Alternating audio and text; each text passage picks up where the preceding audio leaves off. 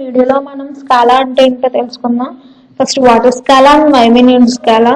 Scallop అనేది కూడా ఒక ప్రోగ్రామింగ్ లాంగ్వేజ్.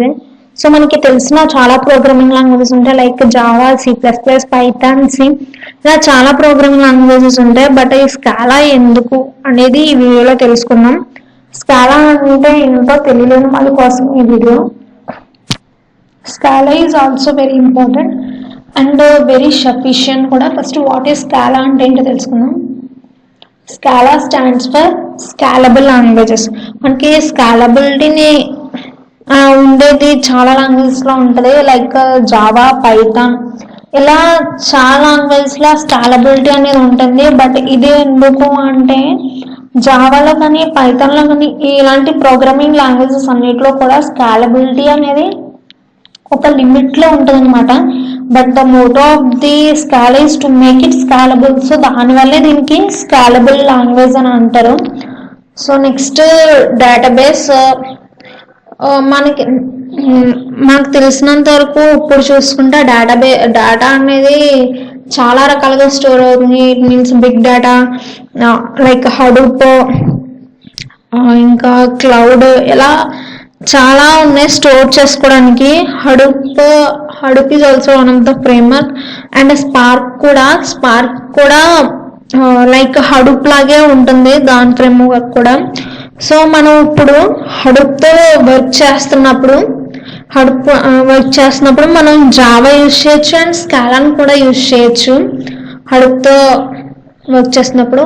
ఇన్ కేస్ మనం స్పార్క్తో వర్క్ చేస్తున్నప్పుడు only use one language, that is scallop. మనం స్పార్క్తో కానీ వర్క్ చేస్తున్నప్పుడు మనం స్కాలా అనే ప్రోగ్రామింగ్ లాంగ్వేజ్నే యూజ్ చేయాలి. ఇన్ కేస్ మీరు బిగ్ డేటా నేర్చుకోవాలనుకుంటే మన స్పార్క్ ఫార్మ్ మీద మనం స్కాలా అనేది ఖచ్చితంగా నేర్చుకోవాలి. ఒకవేళ cloud certification on Hadoop spark కావాలనుకుంటే మీరు ఖచ్చితంగా స్కాలా అనేది నేర్చుకోవాలి. సో నెక్స్ట్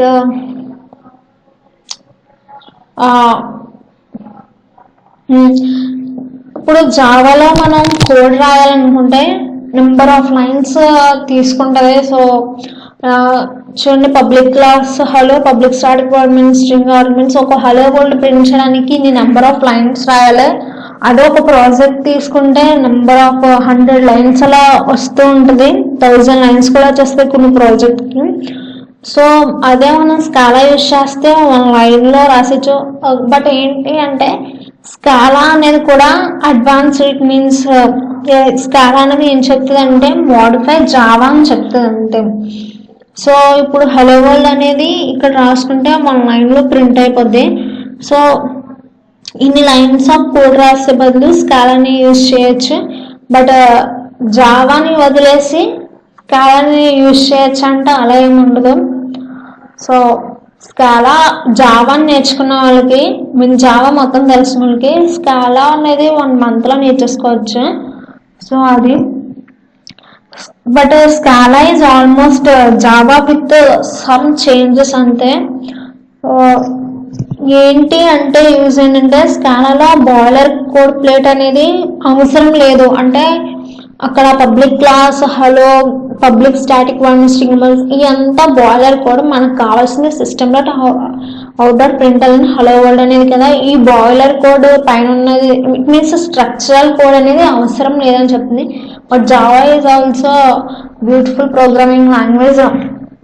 ఈ బాయిలర్ కోడ్ అవసరం లేదు అనేసి స్కాలాలో చెప్తుంది. సో నెక్స్ట్ జావా ఇస్ కాంకరెన్సీని సపోర్ట్ చేస్తుంది. ఇప్పుడు మన దగ్గర ఉన్న సిస్టమ్స్ సిపిఎస్ అన్నీ కూడా ఆక్టాకోర్లో ఉంటాయి.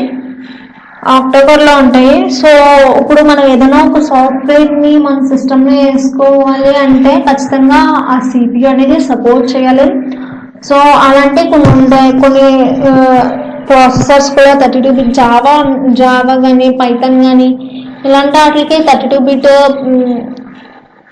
32-bit సిస్టమ్స్ అయితేనే 32-bit జావా సపోర్ట్ చేస్తుంది, 64 అయితే 32 సపోర్ట్ చేయదని ఇలాంటివి అన్నీ ఉంటాయి. సో స్కాలా అనేది అలాంటి ఏం లేదు.